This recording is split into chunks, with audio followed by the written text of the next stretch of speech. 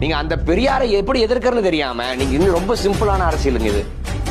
பெரியார் இங்க இருக்கக்கூடிய ஒட்டுமொத்த பார்ப்பனர் அல்லாத மக்களினுடைய பிரதிநிதி. இவங்க என்ன செய்யறாங்கன்னா, உனக்கு எதுக்கு பார்ப்பனர் இல்லாத மக்களுடைய பிரதிநிதி, உனக்கு தான் ஊஞ்சாதிலேயே ஆள் இருக்காங்கல்ல, உனக்கு ஆணைமுத்து இருக்காங்க, வஉசி இருக்காங்க, முத்துராமலிங்க தேவர் இருக்காரு, அயோத்திதாச பண்டிதர் இருக்காரு அப்படின்னு சாதியற்று பார்ப்பனர் அல்லாதவரை ஒருங்கிணையக்கூடிய மக்களை சாதியாக தள்ளி விடுற வேலை. இதை ஏன் இவ்வளவு அவசரமா செய்யறாங்க? நாங்க பெரியார் பார்ப்பனர் இல்லாததற்கான தலைவர்னு நிறுவனா அது உறுதியாச்சுன்னா பார்ப்பனர்கள் தனிமைப்படுறாங்கல்ல. ஒட்டுமொத்த தமிழர்களும் பெரியார் எங்களுக்கான தலைவர்னு வந்துட்டா கடைசியில யாரு தேங்கி நிப்பாங்கன்னா பார்ப்பனர்கள். ஆக அப்படி நடந்துவிடக் கூடாதுங்கிறதுக்காக பெரியார் தலைவர், நீ என்ன வேணா யாரை வேணா தலைவரை ஏத்துக்கோ. இப்ப எத்தனை பேர் இருக்காங்க நம்ம சாதியில, நம்ம தமிழ் சாதியில, உனக்கு எதுக்கு பெரியார்னு ஏன் இவ்வளவு கதறானுங்கன்னா, பெரியார் இருக்கிற வரைக்கும் பார்ப்பனர்களுக்கு ஆபத்து, பெரியார் இருக்கிற வரைக்கும் ஆரியர்களுக்கு ஆபத்து.